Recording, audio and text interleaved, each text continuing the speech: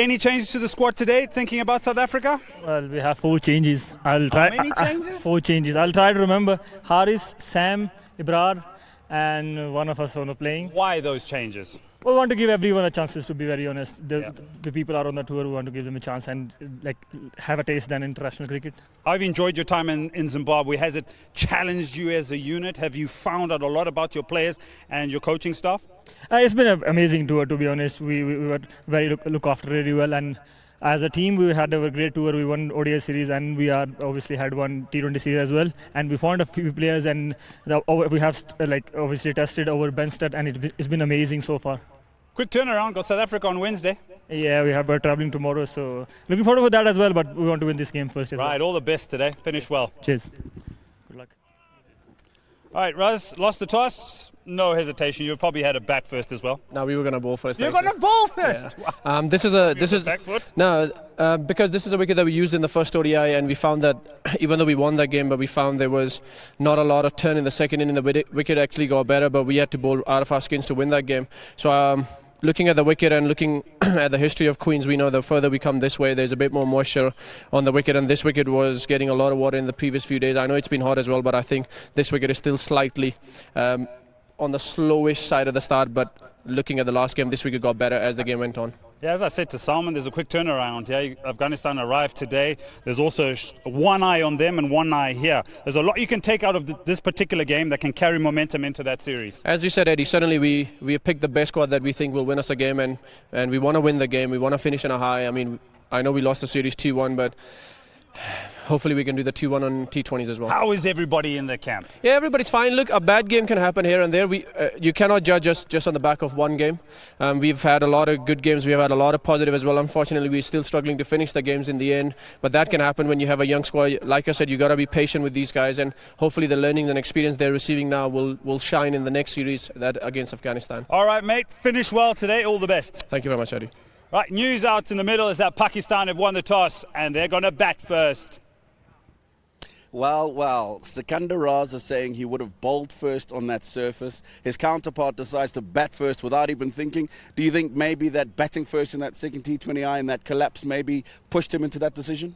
Absolutely. I know I'd be a bit happy if I was a Pakistan player and my captain decided that. I'm not too sure about the latter call. I think if you take away the second T20 and the way they lost, throw that out the window and imagine it never happened, that would be a different decision. You can't tell me that it's got nothing to do with the second game. Most certainly would have been a different decision, I think. But Zimbabwe have had concerns from the ODIs into the T20Is now. Their batting just hasn't come together. A couple of times they've had partnerships at the top of the order, but the collapses have continued to come. And this is what it's looked like in the last 5 T20s for Zimbabwe.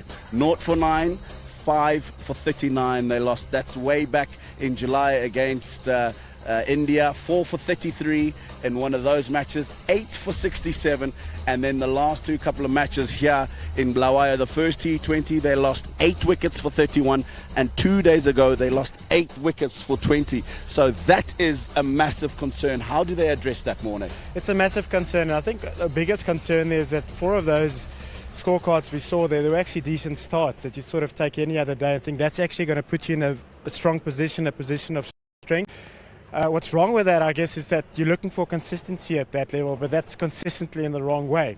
So something's not working there. Maybe there needs to be a shuffle in the batting order. I've got my thoughts maybe on experienced guys maybe taking more ownership at the back end in this sort of batting lineup. That would mean Sikandar Raza and Ryan Burl batting a little bit later for me and give the youngsters a bit of freedom up front so that they can possibly try and manage those periods that have been a concern for Zimbabwe a little bit better. Yeah, those collapses, a massive concern for Zimbabwe in this format in particular. Let's find out if Dion Ibrahim, the batting coach, has got some of those answers. Ed Rainsford caught up with him a little while earlier. Dion Ibrahim, thank you for your time. Full circle from playing, coming back to Zimbabwe. Just tell us quickly about your journey from playing and coming back to be the assistant coach and the batting coach for Zimbabwe. Yeah, it's been quite an elaborate journey, Ed. It's, I guess, started with moving to the UK, playing a bit of cricket there, moving out of the game, finding, by luck, coming back into the game, and then find myself in New Zealand going through their coaching pathways, and of recent times working with as the head coach of Otago Cricket, and then also assisting with the New Zealand national team. Yeah.